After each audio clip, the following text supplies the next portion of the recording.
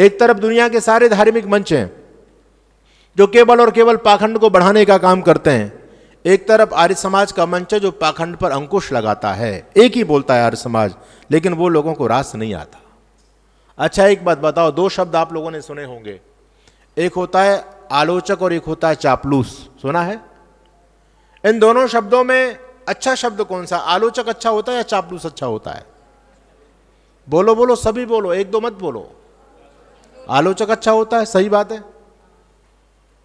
कहने में आलोचक अच्छा होता है, लेकिन आपको आलोचक अच्छा लगता है या चापलूस अच्छा लगता है? जो आपको बढ़िया मक्खन लगाता हो ना, बढ़िया, वो आप लोगों को पसंद आएगा। और जो व्यक्ति आपकी आलोचना कर दे वो आपको पसंद नहीं आएगा। अरे ये तो हमारा खंडन कर रहा है, ऋषि दयानंद को मारा, कबीरदास जी को मारा, शंकराचार्य को मारा। क्यों मारा? उन्होंने आलोचना ही तो की, और क्या किया उन्होंने? लेकिन कुछ ऐसे गुरु घंटाल भी आते रह गए जो केवल चापलूसी करते रहे, बोले सत्य वचन महाराज, जो चल रहा है वो ठीक ही चल रहा है, कोई बात नहीं, किसी के बारे में कुछ नहीं बोलना है, सारे पंथ सारे धर्म एक ही तरफ जाने के लिए हमको जो है ना प्रेरणा देते हैं, सारे मार्ग एक तरफ ही जाते हैं, किसी की क्रिटिसाइज मत करो, सब में भगवान है। ऐसे भी लोग धरती पर आए, लोगों ने उनके पैर धो धो करके पिए, लेकिन जिन लोगों ने आलोचना की उन लोगों को लोगों ने मार दिया। आर्य समाज आलोचना ही तो करता है, तभी तो सारे लोग आर्य समाज के खिलाफ आज जहर उगल रहे हैं, ये पाखंडी लोग और विधर्मी लोग। इसलिए आलोचना करना, आलोचना सुनना, सहन करना सीखो आप लोग। यदि अपने धर्म को बचाना चाहते हो तो आलोचना सुनने की अपनी आदत होनी चाहिए। आलोचना गलत नहीं होती। हम जब एमए किया करते थे, जब पढ़ते थे, तो हमारे पाठ्यक्रम में आता था कि इस प्रसंग की आलोचनात्मक व्याख्या कीजिए। तो आलोचना तो कुछ गलत नहीं थी, लेकिन हम लोगों ने आलोचना को गलत मान लिया। आलोचना से लोग भागते हैं, बोले आर्य समाज तो आलोचना करते हैं, आलोचना करते हैं। अरे भैया, आलोचना करना गलत है क्या? तो ऋषि दयानंद जी महाराज की जय जयकार क्यों होनी चाहिए? रामधारी सिंह दिनकर बहुत बड़े साहित्यकार हुए। उन्होंने एक पुस्तक लिखी जिसका नाम है संस्कृति के 4 अध्याय। उसमें रामधारी सिंह दिनकर महर्षि दयानंद जी महाराज के विषय में जब लिखते हैं तो उन्होंने ऋषि दयानंद के लिए, ऋषि दयानंद की प्रशंसा करते हुए हिंदू समाज के लिए एक बड़ा विचित्र शब्द इस्तेमाल किया। और वो कहते हैं, स्वामी दयानंद से पहले ये हिंदू फुसफुसिया जीव था। स्वामी दयानंद से पहले ये हिंदू फुसफुसिया जीव था। अब ये फुसफुसिया क्या होता है? तो कहते हैं कोई ऐसा जीव होता है जिसके शरीर में मेरुदंड नहीं होता, रीढ़ की हड्डी नहीं होती। आप कल्पना कीजिए, यदि आपकी रीढ़ की हड्डी काम ना करे तो आप क्या खड़े हो पाओगे? नहीं हो सकते। ठीक वही स्थिति ऋषि दयानंद से पहले इस हिंदू जाति की थी, हिंदू समाज की थी। जब भी कोई विदेशी विधर्मी हमारे धर्म को लेकर के, हमारी संस्कृति को लेकर के, हमारे महापुरुषों को लेकर के जब प्रश्न करते थे, आक्षेप करते थे हमारे धर्म पर, तो हम लोगों के पास में उनके प्रश्नों का जवाब नहीं होता था। हम शर्म से गर्दन नीचे झुका लिया करते थे और विधर्मी हमारे सामने सीना तान करके खड़ा होता था। लेकिन ऋषि दयानंद जी महाराज ने आकर के हमारी रीढ़ की हड्डी को वो मजबूती प्रदान की है कि आज न हम केवल विधर्मियों के प्रश्नों के जवाब देते हैं, बल्कि आक्रामक होकर के बोलते हैं, चैलेंज के साथ में बोलते हैं, नकारा धर्म का बजता है, आए जिसका जी चाहे, सदाकत वेद अकदस आजमाए जिसका जी चाहे। आज हम लोग दहाड़ करके बोलते हैं, किसी माई के लाल में दम है तो आकर के हमसे चैलेंज, हमारे चैलेंज को स्वीकार करे। आज मुल्ला मौलवी पादरियों में खलबली मची हुई है, केवल ऋषि दयानंद के मंच के चलते वो भयभीत हैं। बोले आर्य समाज के स्कॉलरों के प्रश्नों का जवाब हमारे पास में नहीं है। अगर इस भारत को हम गजबाए हिंद करना चाहते हैं तो पहले आर्य समाज के स्कॉलरों का, आर्य समाज के प्रचारकों का मुंह बंद करना पड़ेगा। ये जो समाज में प्रचार कर रहे हैं, जाकर के लोगों को जगा रहे हैं और ऐसी ऐसी बातें हमारे कुरान हदीस और मोहम्मद साहब को लेकर के बोलते हैं जिनका इस्लाम के स्कॉलरों के पास में कोई जवाब नहीं है। इसलिए जब तक आर्य समाज है भारत के अंदर, तब तक कभी भी गजबाए हिंद नहीं हो सकता। इसलिए गजबाए हिंद करना चाहते हो तो पहले आर्य समाज के प्रचारकों के प्रश्नों का जवाब ढूंढो। यह करिश्मा ऋषि दयानंद सरस्वती ने किया। ऋषि दयानंद से पहले बताओ आप कितनी बड़ी संख्या में लोग विधर्मी बन रहे थे। अच्छा, एक मैं आपसे बात पूछता हूं, आज भी विधर्मी बनने वालों की संख्या कम नहीं है। आप पंजाब में जाओ, वहां जालंधर में एशिया का सबसे बड़ा चर्च बन चुका है 2000 करोड़ रुपए लगा करके। वहां हजारों हिंदू रोज अपने जो है ना गले में क्रॉस का निशान धारण कर रहे हैं, हजारों की संख्या में। मैं आपको बता रहा हूं कितने सारे लोगों के सिर से चोटी चलेगी और सिर पर गोल गोल टोपी आ गई। कितने लोगों के गले से जज्जों पर भी चला गया और क्रॉस का निशान आ गया। ये किन लोगों का आ रहा है, कभी आपने सोचा? दुनिया का एक एग्जाम्पल मुझे बता दो, जो भी व्यक्ति ऋषि दयानंद के संपर्क में आ गया हो और उसने अपना धर्म छोड़ दिया हो। ढूंढने से आपको एक उदाहरण नहीं मिलेगा, लेकिन मुझे कहने में शर्म आती है, क्योंकि मैं भी भगवान कृष्ण का सम्मान करता हूं, मैं भी अपने महापुरुषों को अपना पूर्वज मानता हूं, लेकिन उन महापुरुषों की जय लगाने वाले, उनके लिखे ग्रंथों की पूजा करने वाले, हनुमान चालीसा का पाठ करने वाले रोज धड़ल्ले से धर्म परिवर्तन कर रहे हैं। कारण क्या है? इस बात को आपको समझना होगा। देखो, दुनिया में दो प्रकार की लड़ाइयां होती हैं, एक विचार का युद्ध होता है और एक हथियार का युद्ध होता है। एक युद्ध शस्त्र से लड़ा जाता है, एक युद्ध शास्त्र से लड़ा जाता है।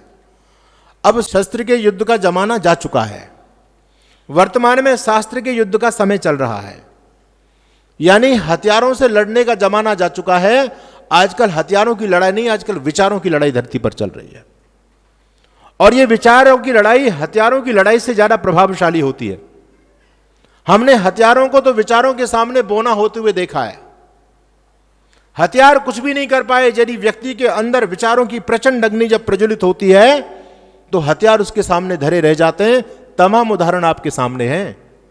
आपने देखा है, एक जब सैनिक युद्ध करने के लिए जाता है, युद्ध भूमि में भयानक युद्ध, बड़ी बड़ी तोपों की गर्जना चल रही है, बम फेंके जाते हैं, राइफलों की गोली इधर उधर से चल रही है, लेकिन वो सब कुछ जानता हुआ भी भयभीत नहीं होता, क्योंकि उसके अंदर विचारों की अग्नि जल रही है। वो हथियारों से नहीं डरता है, वो अपनी भी रिवाल्वर राइफल लेकर के और दुश्मन से युद्ध करने के लिए चोटी पर ऊपर चढ़ता चला जाता है। इधर से सांस से गोली आती है और उसके कान को यहां से पार करते हुए निकल जाती है, लेकिन उस गोली की आवाज को सुन करके उसका कान लहूलुहान हो गया, लेकिन वो घबराया नहीं, हथियारों से नहीं डरा, गोली से नहीं डरा, फिर भी आगे बढ़ता है। बोले मुझे अपने देश की रक्षा करनी है, मैं हथियारों से डरने वाला नहीं हूं। आगे जैसे ही बढ़ा, एक गोली आई और उसके पैर में सीधी निकल के चली गई, पैर कट गया उसका, लेकिन अब उसके पास केवल एक पैर बचा हुआ है, दोनों हाथ बचे हुए हैं।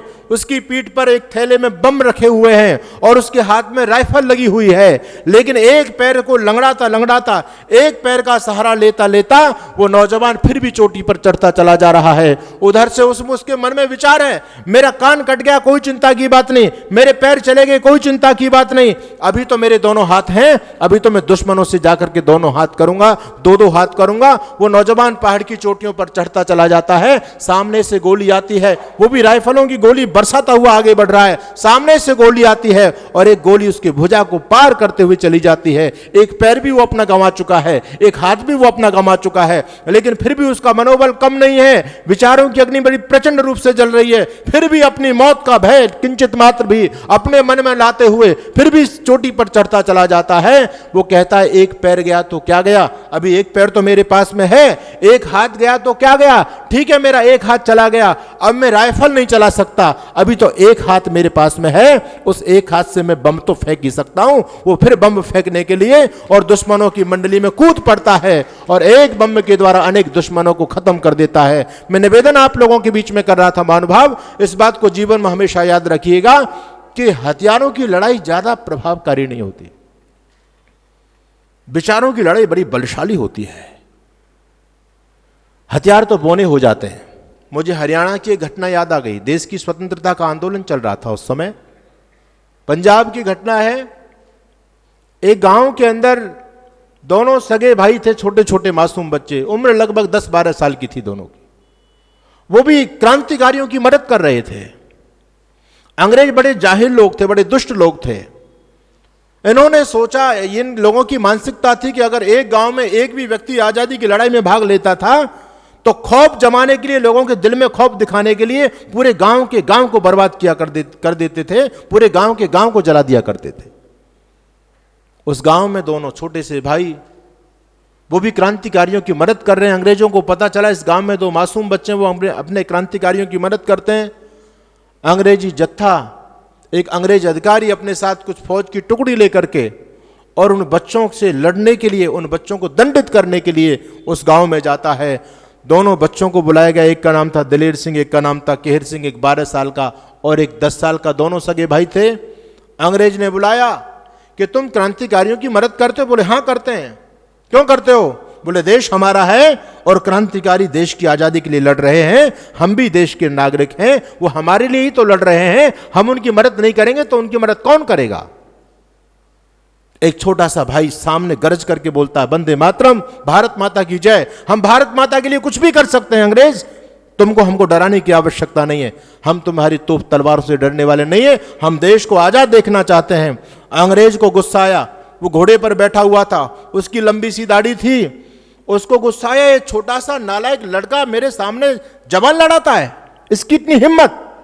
उसने उस बच्चे को गाली दी, छोटे भाई को गाली दी और मां भारती को गाली दी, भारत माता को उसने गाली दी। उस अंग्रेज व्यक्ति ने, उसकी बड़ी सी दाढ़ी थी, उस बच्चे से मां भारती का अपमान सहन नहीं हुआ। सामने अंग्रेज सैनिक खड़े थे, ले लेकर के संगी ने बंदूक लेकर के खड़े थे, और वो अंग्रेज अधिकारी घोड़े पर बैठा हुआ था, उसकी लंबी सी दाढ़ी थी। उस मासूम बच्चे को जब उसने गाली दी अंग्रेज अधिकारी ने, तो उस बच्चे से मां भारती का अपमान सहन नहीं हुआ और उसने छलांग लगा करके अंग्रेज की दाढ़ी को पकड़ लिया, और पकड़ इतनी मजबूत थी, दाढ़ी को पकड़ करके लटक गया। वो गोरी की दाढ़ी से पकड़ करके जब लटका, अंग्रेज चिल्लाने लगा, बचाओ बचाओ बचाओ, मेरी दाढ़ी को खींच रहा है ये। उसके सैनिकों ने उस बच्चे की टांग पकड़ करके खींचना चाहा, क्योंकि वो ऊपर था, वो उतने ऊपर नहीं पहुंच पा रहे थे, टांग पकड़ करके खींच रहे हैं बच्चे को, जिससे इसकी पकड़ छूट जाए और दाढ़ी को छूट दे।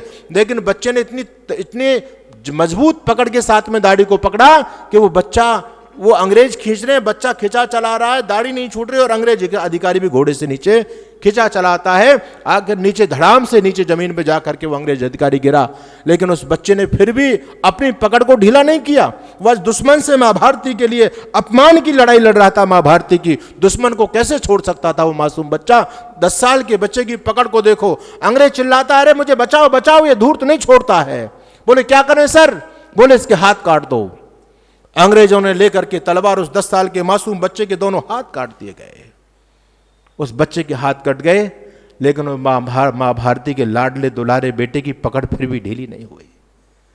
हाथ दोनों कट चुके हैं, अब दोनों केवल इतने इतने हाथ लटके हुए दाढ़ी से। उन्होंने फिर भी प्रयास किया, लेकिन पकड़ इतनी जबरदस्त थी कि जब तक उसका रक्त ठंडा नहीं हुआ, तब तक उस मां भारती के लाल ने कभी भी उस विधर्मी की दाढ़ी को नहीं छोड़ा। जब काफी देर के बाद उसका रक्त ठंडा हुआ, तब उसकी पकड़ ढीली हुई, और जब पकड़ ढीली हुई तो उसके हाथ से उसकी दाढ़ी को छोड़ा। अंग्रेज लोगों ने घोड़ों की टापों से कुचलवा करके उस 10 साल के मासूम बच्चे को मार दिया।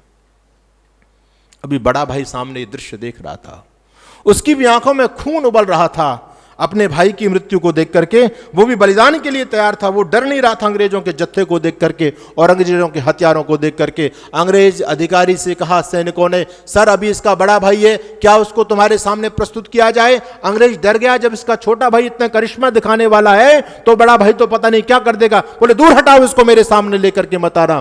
बोले फिर इसको क्या दंड दिया जाए? कहते इसको तोप के गोले से उड़ा दो। उस 12 साल के मासूम बच्चे को सामने खड़ा किया गया, तोप का गोला दागा गया।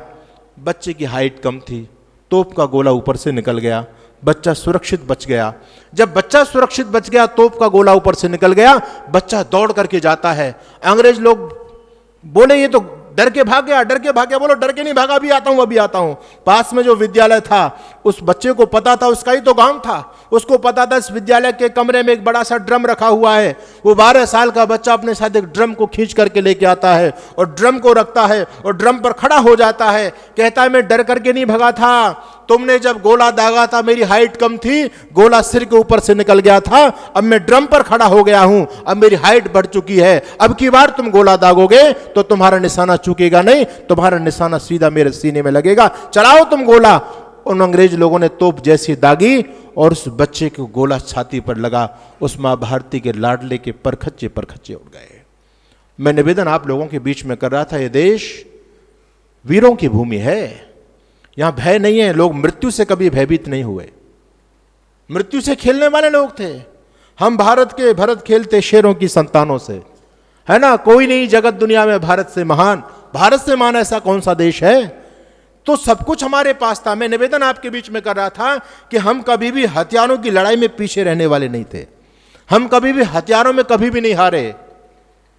अंग्रेज लोगों ने, बेधर्मी लोगों ने हमारे साथ षड्यंत्र किया, और षड्यंत्र ये किया, उन्होंने देखा इस भारत के अंदर आकर के कि इन काफिरों को, इन हिंदुओं को कब तक मारेंगे, कब तक काटेंगे। इनके तो छोटे छोटे बच्चों को भी अपने प्राणों का कोई मोह नहीं है, तो मरने के लिए आ जाते हैं।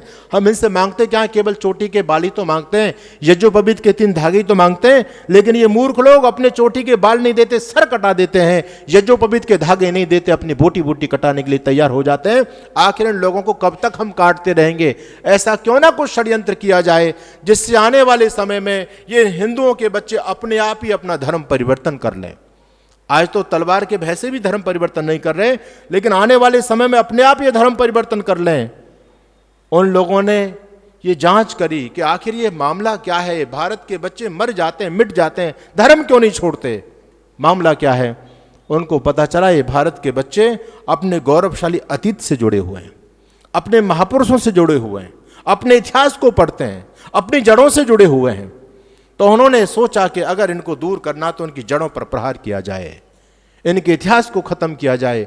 इनका जो धवल, इनके महापुरुषों का जो धवल चरित्र है, जिन पर भारत के बच्चों को नाज होता है, जिनका अपमान ये सहन नहीं कर सकते, इनके महापुरुषों को कलंकित करो, जिससे आने वाली समय में भारत की पीढ़ियां अपने महापुरुषों पर गौरव गुमान ना कर सकें और अपने आप ये धर्म परिवर्तन करती चली जाएं। उन अंग्रेज लोगों ने, मुसलमान लोगों ने, और मुझे कहने में संदेह नहीं बौद्ध लोगों ने भी, ये भी मत बड़ा भयानक हुआ है, बौद्ध मत। इन्होंने हिंदुत्व का बड़ी भारी हानि की है। आपके शास्त्रों में बहुत बड़े पैमाने पर मिलावट की, मुसलमानों ने की, अंग्रेज लोगों ने की, और जो भी विधर्मी लोग थे, बौद्ध आदि, सब ने मिलावट की। और मिलावट किस लिए की? क्योंकि हमारा जो सनातन धर्म था, हमारे जो महापुरुष थे, हमारा जो इतिहास था, उसका दुनिया में कोई सानी नहीं था। उन्होंने सोचा कि इन भारत के बच्चों को, भारत की पीढ़ियों को बर्बाद कैसे करेंगे। अगर आप किसी समाज को बर्बाद करना चाहते हो तो उस इतिहास को बर्बाद कर दो, वो समाज अपने आप बर्बाद हो जाएगी। क्योंकि इतिहास समाज का दर्पण होता है। जैसे दर्पण में देख करके आप अपने आप को संभालते हो, उसी प्रकार हम अपने इतिहास, अपने पूर्वजों से ही तो प्रेरणा लेते हैं। आज हम मरने मिटने के लिए तैयार हैं, क्यों? क्योंकि हमको पता है कि इस धर्म की रक्षा के लिए हमारे दादा परदादाओं ने, जब जब हम पर संकट आए, इस पगड़ी ने बलिदान दिया, गुरुओं ने मस्तक चढ़ा दिए, अपने प्राणों का दान किया। कुछ को आरे से चिरवाया, कुछ को रुई से जलवाया, कुछ सूली ऊपर टांग दिए, कुछ दीवारों में चिनवाए। वो गर्म तवा पर चढ़े किंतु निज सत्य पंथ से डिगे नहीं, और पुर्जा पुर्जा कट गए मगर मुगलों के आगे झुके नहीं। हमको अपने पूर्वजों का इतिहास याद है, इसलिए जब हम अपने गुरुओं को याद करते हैं, अपने महापुरुषों को याद करते हैं, तो हमारे अंदर भी वो बलिदान का भाव पैदा हो जाता है कि जब श्रद्धानंद गोली के लिए अपना सीना खोल सकते हैं तो हम क्यों नहीं खोल सकते? हम भी तो श्रद्धानंद के वंशज हैं। जब गुरु गोविंद सिंह के छोटे छोटे लाडले बेचे जिंदे दीवारों में चिनवाए जा सकते हैं, तो हम क्यों नहीं धर्म के लिए अपनी जान दे सकते? उन लोगों ने सोचा कि इनके पूर्वजों को बदनाम करो, इनकी संस्कृति को खत्म करो, इनके इतिहास को खत्म करो। तो हमारे साथ ये षड्यंत्र किया गया। आपके जितने भी धर्म ग्रंथ थे, जो भी आपके ऐतिहासिक ग्रंथ थे, सारे ग्रंथों में बहुत बड़े पैमाने पर मिलावट की लोगों ने। पुराण जिनको आप बोलते हैं 18 पुराण, बहुत सारे पुराण तो बहुत नवीन हैं, हालांकि महर्षि वेदव्यास का बनाया कोई पुराण नहीं है, लेकिन फिर भी इन पुराणों में इतिहास था। महर्षि दयानंद कहते हैं पुराण का मतलब इतिहास। इन पुराणों में इतिहास ही तो था। भगवान कृष्ण का इतिहास था, भगवान शिव का इतिहास था, भगवान गणेश का इतिहास था, सारे महापुरुषों का इतिहास इन पुराणों में तो था। लेकिन विधर्मी लोगों ने इन पुराणों पर धावा बोला, सारे पुराणों में सत्यानाश कर दिया, बहुत बड़े पैमाने पर मिलावट की। इतनी गंदी गंदी कहानियां, स्टोरियां जोड़ी गई, मनगढ़ंत कहानियां जोड़ी गई कि उन कहानियों को आज पति पत्नी भी एकांत में नहीं पढ़ सकते। आप जिस सनातन धर्म पर फक्र करते हो ना कि हमारा धर्म महान है, जरा अपने तथाकथित धर्म ग्रंथों के पन्नों को उलट करके देखना, पढ़ नहीं पाओगे, शर्म भी शर्मा जाएगी। विधर्मी लोगों ने हमको बर्बाद करने के लिए हमारे धर्म ग्रंथों में, ऐतिहासिक ग्रंथों में मिलावट की। आज उन्हीं मिलावट के अंशों को लेकर के हमारे सामने सीना तान करके लोग खड़े हुए हैं। तुम्हारे कृष्ण ऐसे थे, तुम्हारे शिव ऐसे थे। और मैं कह रहा था विचारधारा की लड़ाई का दौर चल रहा है इस समय। हथियार की लड़ाई नहीं है, अब विचारधारा की लड़ाई है। हर व्यक्ति अपनी विचारधारा को फैलाने के लिए दूसरे की विचारधारा की क्रिटिसाइज कर रहा है, निंदा कर रहा है। अपने महापुरुष को बड़ा दिखाने के लिए दूसरे के महापुरुष की निंदा कर रहा है। तो उन्होंने आपके राम बड़े ना बन जाए, आपके कृष्ण बड़े ना बन जाए, आपके शिव महान ना बन जाए, इसलिए इनका सबका चरित्र हनन किया विधर्मी लोगों ने। याद रखिए, आपका ऐसा कौन सा ऋषि बचा है, ऐसा कौन सा महापुरुष है जिसका चरित्र दोहन नहीं किया गया हो? इंद्र को ले लो, आप तो इंद्र को बहुत बड़ा देवता मानते हैं, लेकिन इंद्र ने कितना बड़ा कुकर्म किया, किसके साथ? अहिल्या के साथ किया या नहीं किया? आप सभी ने कहानी तो सुनी होगी। एक तरफ उसको देवता मान करके पूज रहे इंद्र देवता, एक तरफ उस इंद्र देवता के कुकर्मों को देखो। क्या आपका कोई देवता सही सलामत बचा है? किसी का चरित्र हनन नहीं किया। कौन किसको छोड़ दिया? अश्विनी कुमारों को ले लो, इंद्र को ले लो, भगवान कृष्ण को ले लो, भगवान शिव को ले लो, सब पर मनमाने गंदे गंदे दोष, मनगढ़ंत कहानियां इन लोगों ने जोड़ दी, जिससे आने वाले समय में आपके बच्चे आपके पूर्वजों पर, आपकी संस्कृति पर, आपके इतिहास पर फक्र नहीं कर पाए, गर्व नहीं कर पाए। ये षड्यंत्र चला। आप केरला स्टोरी देखिएगा, मैं अपनी तरफ से नहीं बोल रहा, आप केरला स्टोरी देखना, आपकी आंखें खुल जाएंगी। एक मुस्लिम लड़की आसिफा नाम की, मैं कह रहा हूं विचारधारा की लड़ाई चल रही है, एक आसिफा नाम की मुस्लिम लड़की हिंदू लड़की से कहती है, देखो तुम हिंदू लोग भी क्या हो, तुम किन किन को भगवान मान के बैठे हो, तुम्हारे भगवान कैसे हैं? एक तुम्हारा भगवान है जिसको रोज नई गर्लफ्रेंड चाहिए, जिसको लड़कियों के साथ में डांस करने में बड़ा मजा आता। मैं अपनी तरफ से नहीं बोल रहा, मैं बोलता हूं तो लोगों को पेट में दर्द होता है, बोले खंडन कर रहे हैं कृष्ण का।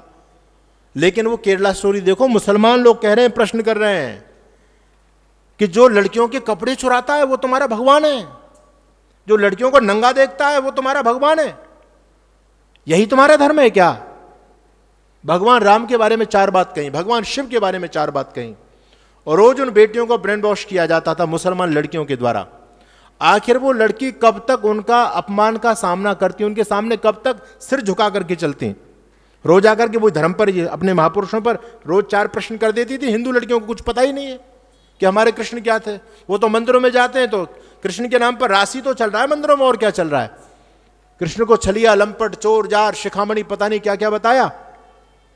तो उन लड़कियों को तो यही पता, उन्होंने सुना कि हाँ चीर हरण किया कृष्ण ने, उनको तो पता है कि कृष्ण ने गोपियों के कपड़े चुराए थे, यही भागवत में सुना।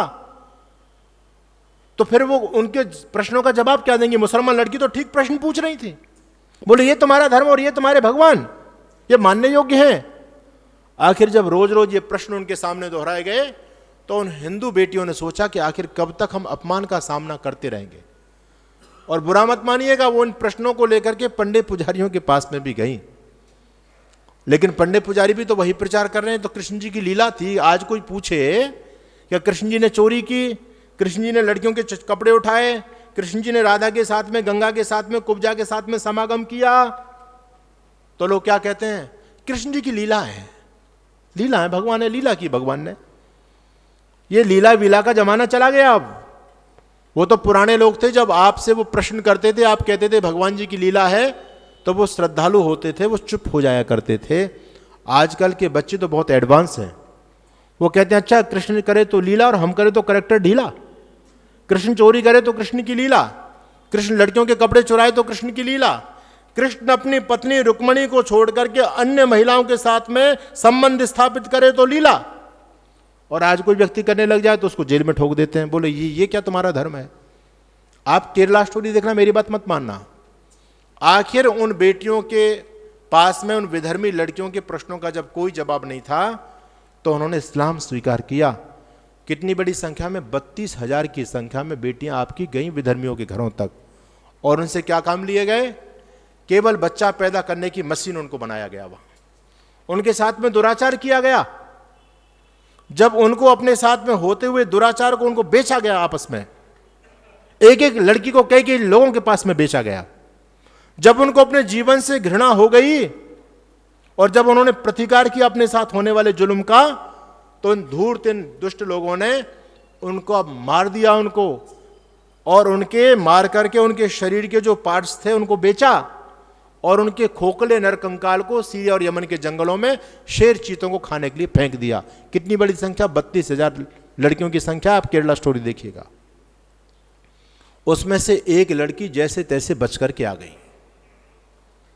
हालांकि जो उधर चली गई वो बच के नहीं आई। किसी के 32 टुकड़े हुए, किसी के 36 टुकड़े हुए, किसी को फ्रिज में रख दिया, किसी को सूटकेस में रखा, किसी को बोरे में रख करके यमुना जी में फेंक दिया, कोई बच करके आई नहीं। लेकिन कोई किस्मत वाली थी, वो बचकर के आ गई। जब वो लड़की बचकर के आई तो उसने अपने बाप से एक प्रश्न कहा, और वो प्रश्न केवल उसी हिंदू लड़की का अपने पिता से नहीं, आज हर हिंदू लड़की का अपने पिता से प्रश्न है। वो कहती है, पापा काश यदि तुमने मुझे धर्म की जानकारी सही दी होती तो मैं विधर्मी नहीं बनती। अगर आज कोई आसिफा आपकी बेटी से 4 प्रश्न कर दे तो क्या आपकी बेटी जवाब दे पाएगी? और जब आपकी बेटी पर जवाब नहीं मिलेगा तो आपकी बेटी क्या करेगी? वो भी गोल टोपी धारण करेगी अपने सिर पर। यह बहुत बड़ा षड्यंत्र चल रहा देश के अंदर। याद रखना, विचारधारा की लड़ाई है, और विचारधारा की लड़ाई इतनी प्रभावकारी है कि लोग अपना जीवन हथेली पर लेकर के अपनी विचारधारा को फैलाने के लिए घूम रहे हैं। 7 समंदर पार से आकर के ईसाई अपनी पॉकेट मनी खर्च करके और सारा झंझावात झेल करके आपके भाइयों को कन्वर्ट कर रहे हैं। अरब में रिक्शा चलाने वाला मुसलमान भी अपनी जकात निकाल करके भारत को कन्वर्ट करने के लिए यहां तक भेज रहा है। कितने सारे जिहाद चला रहे हैं। क्यों? क्योंकि वो लोगों को अपनी विचारधारा से जोड़ना चाहते हैं। विचारधारा की लड़ाई चल रही है। तो आपकी विचारधारा, जो सनातन की विचारधारा था, इसको खोखला लोगों ने कर दिया, महापुरुषों को कलंकित कर दिया। इसलिए मेरा निवेदन है कि आने वाले समय में यदि अपनी पीढ़ियों को बचाना चाहते हो, अपने बच्चों को यदि सनातनी बनाकर के रखना चाहते हो, तो आप अपने बच्चों को आर्य समाज से जल्दी जोड़िए। नहीं तो आने वाले समय में आपके बच्चे या तो विधर्मी बनेंगे या नास्तिक बनेंगे, वो हिंदू रह करके नहीं रह सकते। क्यों? कि जो सनातन के नाम पर जो खोखली विचारधारा हमारे तथाकथित धर्मगुरुओं के द्वारा जो परोसी जा रही है, उस विचारधारा से आज का यूथ संतुष्ट नहीं है। उसके मन में बहुत सारे क्वेश्चन उठते हैं, और किसी भी पाखंडी धर्माचार्य के पास में उनके प्रश्नों का जब कोई जवाब नहीं है। मैं जिस नौजवान की बात कर रहा था, जो खरबपति था, उसके प्रश्नों का जवाब किसी पाखंडी धर्मगुरु के पास में नहीं था। आखिर वो धर्म परिवर्तन कर लिया। कैसे रोकोगे आने वाली पीढ़ी को आप? कितना बड़ा षड्यंत्र हमारे साथ में चल रहा है, लेकिन हम षड्यंत्र को समझने के लिए तैयार नहीं है। तो देखो, एक बात कहकर के वाणी को विराम देता हूं।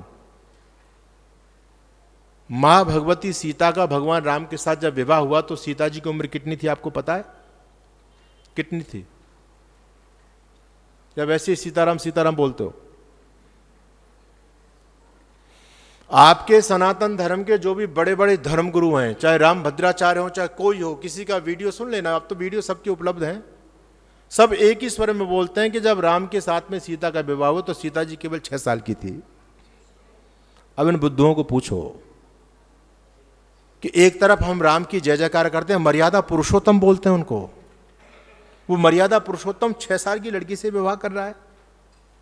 जनक जी को विदेहराज बोलते हैं, विदेहराज जो योगी थे जनक, एक योगी अपनी केवल 6 साल की बेटी का विवाह कर रहा है।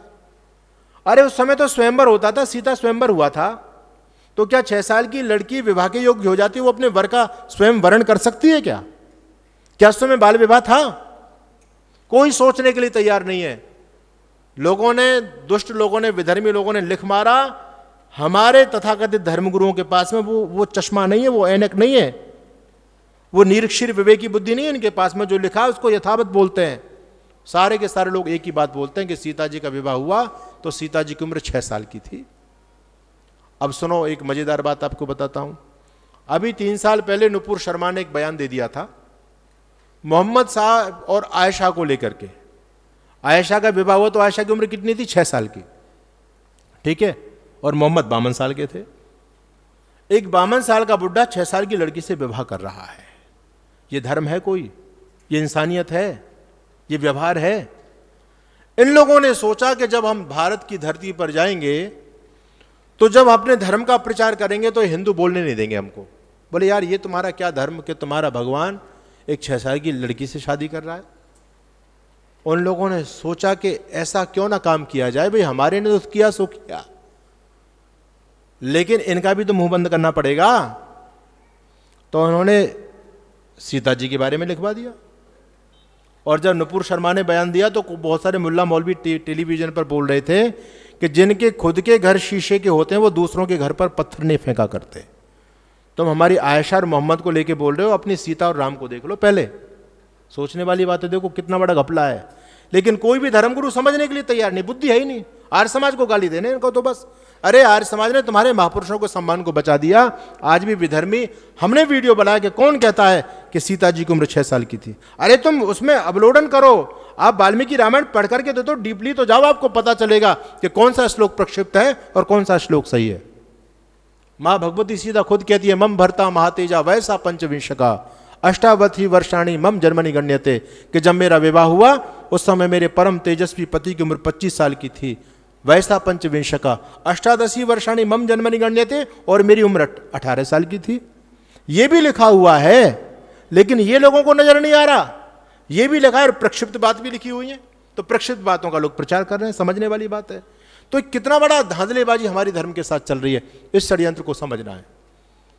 ब्रह्मा जी के बारे में लिख मारा लोगों ने कि ब्रह्मा जी ने अपनी पुत्रियों के साथ में दुराचार किया, ये कोई धर्म है?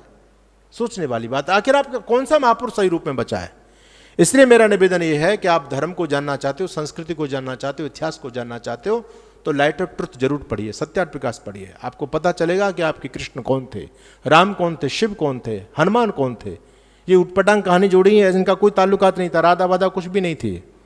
और उस ट्रू नॉलेज को अपने बच्चों तक प्रसारित कीजिए, जिससे आने वाले समय में आपके बच्चे अपने महापुरुषों के प्रति श्रद्धा का भाव रख पाएं। नहीं तो आपके बच्चे आपके हाथ से जाने वाले हैं, ये पक्की बात है। और विधर्मियों का यही टारगेट है कि खत्म करो, विचारधारा की लड़ाई है, इनकी विचारधारा को खोखली कर दो, ये हमारे सामने शास्त्रार्थ के लिए टिक ही ना पाए। कोई नहीं टिक सकता। बताओ कोई धर्मगुरु ये मौलाना जर्जिस अंसारी के प्रश्नों का जवाब दे पा रहा हो? कोई जाकिर नाइक के प्रश्नों का जवाब दे पा रहे हो? कोई प्रश्नों का जवाब मिलता है किसी भी धर्मी को तो केवल आर्य समाज के मंच से मिलता है, बाकी दुनिया में किसी मंच से नहीं मिलता। इसलिए आर्य समाजी बनने की जरूरत है, इसलिए दयानंद की जय जयकार बोलने की जरूरत है। दयानंद ने तुमको बचा लिया। अगर दयानंद ना होता तो हमारे सिर पर भी गोल गोल टोपी आ गई होती, या हमारे गले में क्रॉस का निशान आ गया होता। बोलिए महर्षि दयानंद जी महाराज की। आप सभी का बहुत बहुत धन्यवाद। 100 से अधिक देशों में देखा जाने वाला भारतीय संस्कृति और ऋषियों द्वारा दिए गए ज्ञान व संस्कारों को समर्पित आर्य विचारों का प्रचार करने वाला विश्व का एकमात्र सबसे बड़ा चैनल वैदिक प्रचार।